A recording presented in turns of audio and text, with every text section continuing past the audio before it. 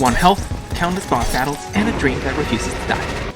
This journey has been crazy, but it certainly isn't over. Last time, we tackled Plantera, settled some roommate disputes, and dethroned the ruler of the seas. Today, we're diving headfirst into the Lion's Den, facing off against some of the most ruthless bosses we've seen so far. We need to gather a few things before our next session of meat grinding. We're off to the underground jungle. Our mission? Hunt down plague-infested baddies for their loot. These guys are a new breed of nasty, but hey, that's our jam. A few kabooms later, and we've got our plague cells. We whipped up some nifty new gear. The Plague Reaper armor provides a decent upgrade over our previous damage output, but its best feature is its ability. When we activate it, we go almost completely blind, but we get a huge damage boost. It's like playing with your eyes closed, but with the added bonus of potential obliteration. High risk, high reward, just how we like it. We also made some bubonic rounds, which deal huge damage and ignore a percentage of enemy defense. They might just be worth giving up our chlorophyte bullets. And finally, we got the Abomination, our next boss summoning item, a VIP ticket to the pain train. Remember the jungle arena? Well, it's about to get its 15 minutes of fame. See, building oversized arenas isn't just a hobby, it's a Wall Street level investment strategy. Who's laughing now, huh? The upcoming boss is none other than the Plaguebringer Goliath, a lovely little fellow that's ready to turn my guts into diseased goo.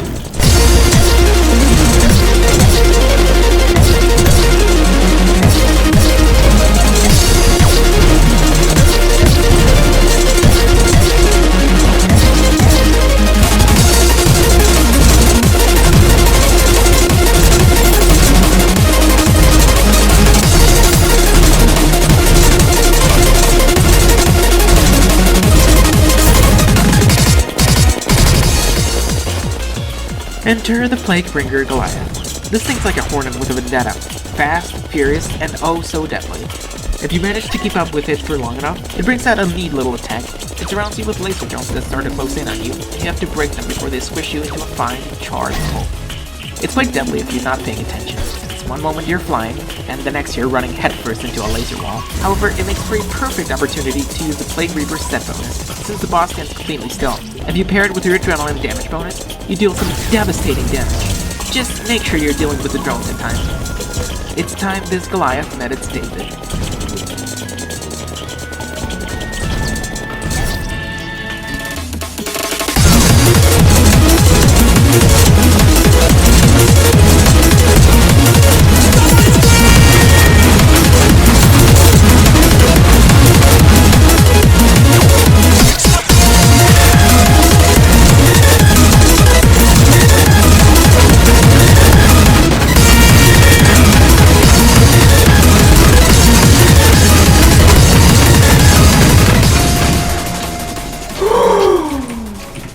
The fly of Beelzebub is now dead, but with triumph comes spoils, and oh what spoils there are.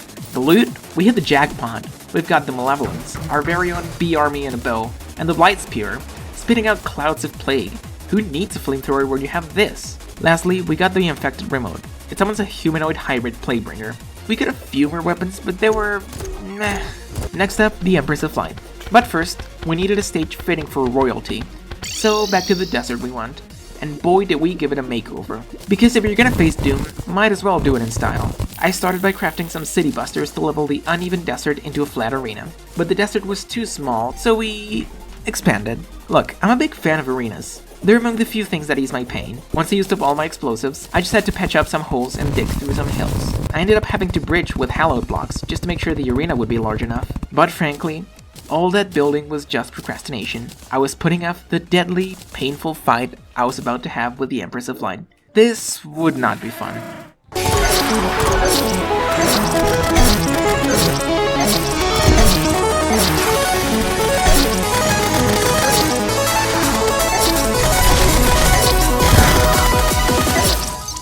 This fight is hard. There's just no getting around it. I'm really getting Toho vibes. The fight has a saving grace, and it's the fact that we gain infinite flight, allowing us to maneuver endlessly around the Empress. Her blades are swift and deadly, and her bolts are relentless. While the Plaguebringer Goliath was about speed, the Empress is about graceful timing and precision. You can't just fly around like a maniac and expect to win. Each dash needs to be calculated. It's such a frantic fight, do we even get a chance to use our Plague Reaper ability? Turns out yes! At first, I tried doing it during this attack where you have to weave in between barrages of swords, since they're a consistent width apart, and you only need to get slightly out of the way. I tried using it here for a couple of hours, but the lack of visibility just got me killed way too much. I moved on to using the ability on this other bullet hell looking attack. While all the blades look intimidating, it's the perfect moment to use it because you only have to focus on being out of the way, and the Empress kindly shows you where her blades will go, so you only need to stay in a safe zone. And since the Empress mostly stands still during this attack, you can get some huge damage in if you combine Adrenaline and the Plague Reaper bonus during this attack. She'll take a ton of damage from it, and at this point she has a couple of options. One great, two very, very bad. I cannot for the life of me figure out how to consistently dodge this Starbolt attack. The moment I see it, I know my run is over. Maybe I'm just bad. The last option is horizontal barrages of swords. It's by far the best attack she can do. And if you can do enough damage, you might just see victory.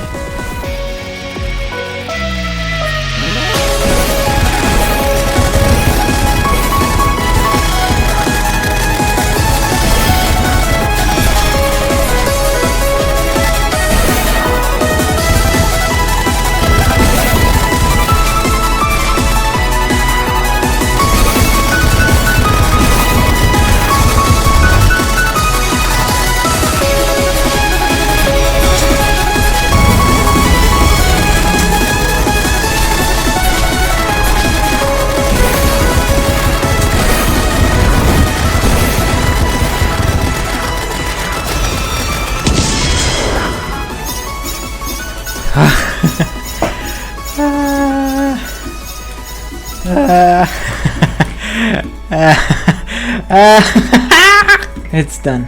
I'm happy. I'm fulfilled. Oh, you did it? Yes! Yeah. Oh god. Okay, back. Let's measure the heart rate, Mikar. What are we at? This was the toughest fight yet, but unfortunately it won't be for long.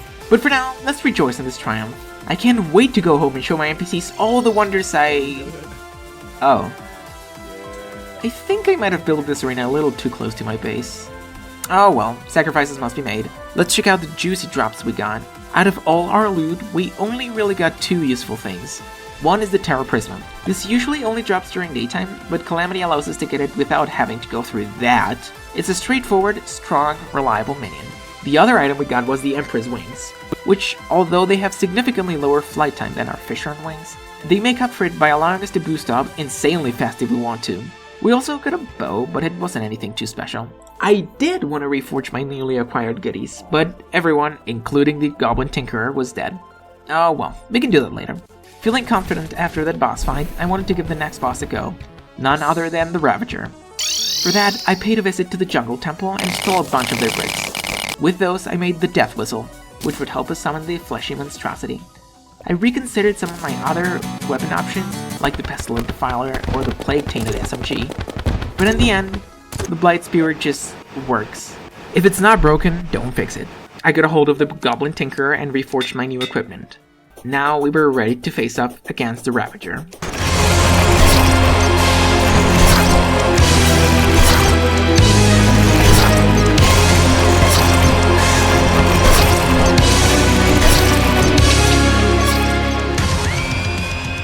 The Ravager goes the complete opposite direction from the Empress of Flight.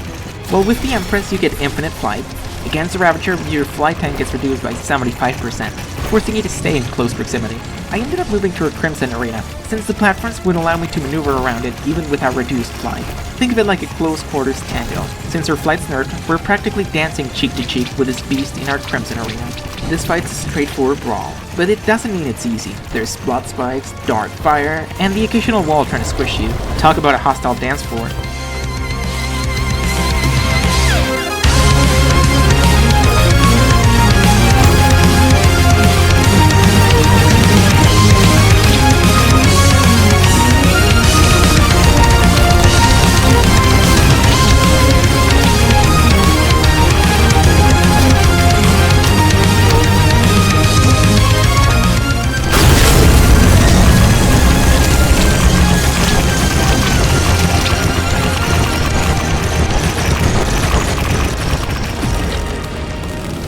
Awesome!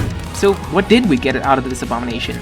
Well, the weapons weren't too special, but the most important thing we got was the Infernal Blood. Drinking it permanently increases the duration of Rage Mode by 1 second, and we'll take every upgrade we can get. It dropped some weapons that could maybe be good, but they just couldn't quite keep up with my existing weapons, so let's just put them away. It also dropped some accessories that are usually very useful, since they help you take less damage or increase your max health and healing potion effectiveness, but in a run like this, all of that is worthless. With the Ravager out of the way, we're almost ready to face off against the Lunatic Cultist and the Lunar events, but before that ordeal, there's one more boss that we need to take care of. Before setting our sights to the moon, let's set our sights to the stars, because the next boss is Astrum Deus. And let me tell you, the god of the stars doesn't play around. In order to fight it, we need to use a Titan Heart on this altar. Here's the problem. This area sucks as a fighting arena. And since Astrum Deus is usually a fight when you're constantly running away, I decided to expand on my Crimson Arena even more. I started by crafting some accessories that would increase my block placement speed, as well as getting builder potions. Took me just a few minutes, but I managed to get a pretty good building speed. I made my way back into the Crimson Arena, and I started pouring Crimsand on the uneven terrain, slowly turning it into a beautiful monster-fighting gladiatorial pit of doom. Some people think my arena building schemes are excessive, but look, you're watching an extremely painful run, and this, of all things, is what makes you go, this dude's a maniac. Alright. It took a bit to put all the sand in place, but once it was done, boy oh boy, this thing was gigantic. We could fight anything in here. Surely our newly expanded arena will be of great utility, right? Well, what I didn't realize is that Astrum Deus likes to play in a confined space. If you go beyond it, it becomes near invulnerable. So you're limited to a certain distance from the altar you summon it from. What this means is that basically I'm a fucking idiot who just wasted some hours of his life. Nothing new there. It was time to face off against the god of the stars.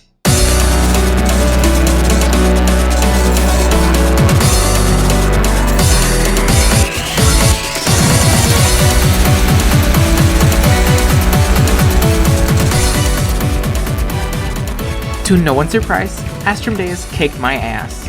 Like many other bosses, it's fast, unrelenting, and it loves its projectile spam. I tried a variety of weapons against this boss, including the Eventide and even the Gauss Rifle. These were all okay, but they just weren't cutting it. And then came the Malevolence Bow. Due to the boss's immense size, its projectiles and its summoned beasts ended up doing some very consistently high damage. Sometimes there would be so many beasts on screen it would seriously lag my game. This was our victory ticket. After dying a couple more times, I decided to take another look at my accessories. I was considering swapping out one of my accessories for the Stalker's Quiver. Its damage bonus was a bit lower, but it would be compensated by greatly increased arrow speed. And that's when I realized, I left my mining accessory on instead of my ranger emblem. Oops. To get the necessary materials for my quiver, I had to hunt down for a Crimson Mimic, and that meant getting Souls of Night. I made my way into the underground Crimson Snow biome. I started killing, and okay. Let's just try that again and... Alright, let's just leave the ice biome alone then. I made my way back into a regular underground Crimson biome and collected Souls of Night. I went back, killed a Mimic, made my quiver, and swapped out my Celestial Shell. It's time to put an end to the Astral Infection.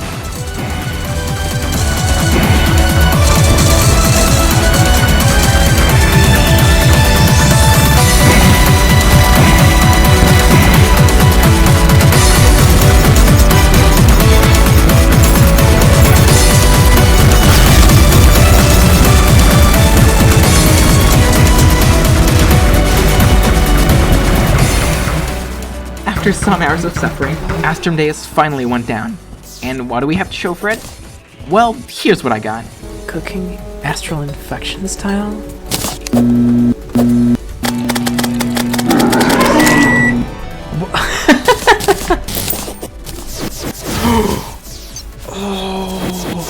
Oh yeah, we also got lots of lunar pillar fragments. And even before fighting the lunatic cultist, we can make some sweet upgrades with this before we go into that fight.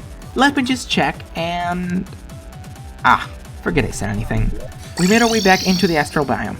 Now that Astrum Deus is finally defeated, we can mine out the Astral Comet. But unfortunately, we also need an Ancient Manipulator to craft Astral Bars. No luck there. Everything is pointing us towards killing the Lunatic Cultist. So let's get going.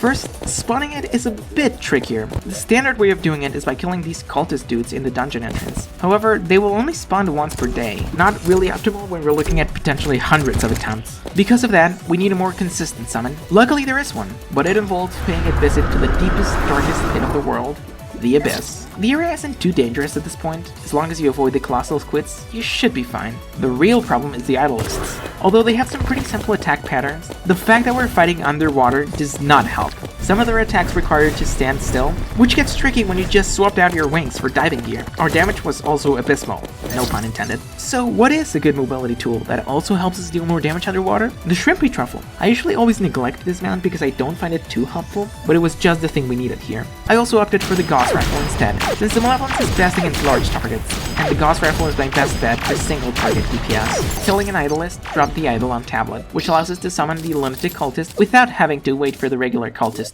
to spawn. We summon it, and the fight began.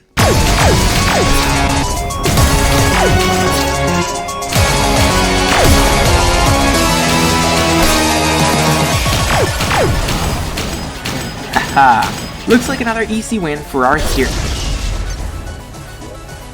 Alright, maybe that wasn't gonna be so easy. In all fairness, this is one of the easier bosses.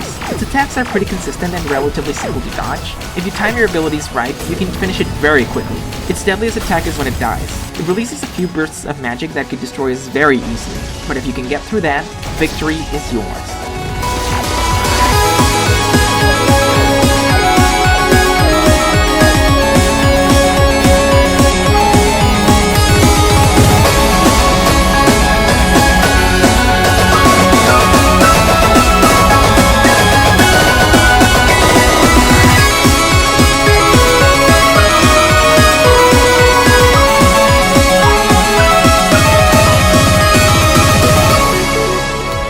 We're nearing the end of the line here. With the Ancient Manipulator in my hands, I went on to craft some sweet upgrades. First off is the Spectral Storm Cannon, which shoots out flares and homing lost souls. Quite powerful. It's best against single targets, so I stuck to my other weapons for the time being, which are better at handling hordes of enemies. We breezed through the pillars and kept making more weapons. Most of them went largely unused, like the Astral Blaster, the Astral Bow, the Vortex Popper, and the Shroomer. They aren't bad weapons, but they're just not quite as powerful as their other options. We killed the last pillar and died instantly. That's alright, it wasn't even the arena I wanted. I crafted a Celestial Sigil and went back into the Crimson Arena once again. It's time to end this chapter of our journey.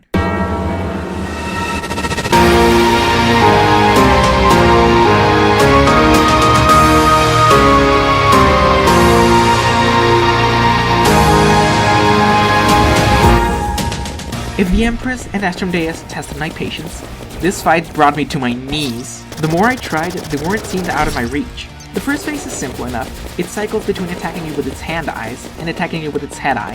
Since the attacks at this stage are quite straightforward to dodge, I would greatly recommend damaging all the eyes as much as possible before killing them, which means you should focus all your damage on the hands. I would use my Rage and Plate River set bonus on the hands, and at some point I would have to stop attacking when its head eye was too low, so I could get more chance to damage the hands. Once you start getting rid of the eyes, it'll do this neat attack where an eye sits in the center of the arena and spins around, spamming projectiles all around while you also get attacked by lunar flares. At this point, I usually had killed all the eyes, so I would use this opportunity to activate Rage mode and the Plague River bonus again, to damage the core as much as possible, since this attack was sort of predictable even when you can't see a thing.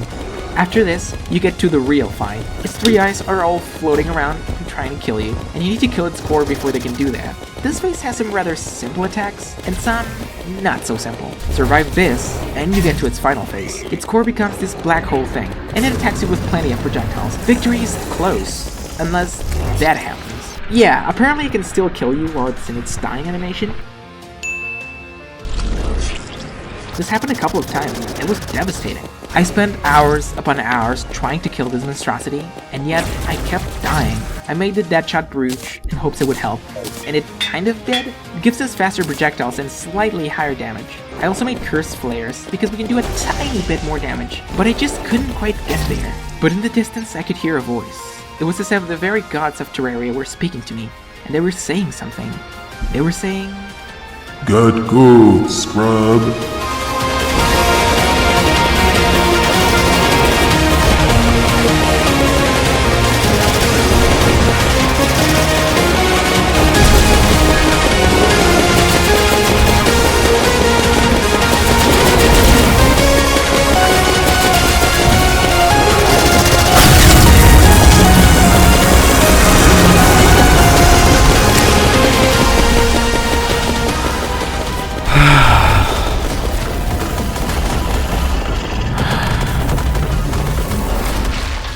It's done. I seriously can't believe we made it past Moonlord. It's a huge milestone in any Calamity run, and we've officially entered the post-Moonlord stage of the game. Moonlord was just a taste of the pain I'll experience in the upcoming fights. But for now, let's check out our loot. First, obviously, we have the SDMG. It's fast, it's cute, and it does a lot of damage. Nice. We also get some significant accessory upgrades. First up is the Celestial Onion. We get an extra accessory slot. Huge. We also get to make the Vortex Armor, the best Ranger armor in Vanilla Terraria. On top of all of this, we get to make the Celestial Tracers. It combines our Angel Treads with a pair of wings, which frees up yet another accessory slot. Things are looking very promising. I put the Void of Extinction in one of the accessory slots, and left the other one empty for now. We live to fight another day. This adventure is not over yet, not by a long shot. If you've liked this video, consider liking and subscribing. Your support is what keeps me sane when embarking on this journey. And if you want to show your support more directly, engage with the small community, give some tips and advice, or just come laugh at my misery, you can join the Discord server. As always, the link's in the description. Keep your health above mine, and stay safe. Until next time!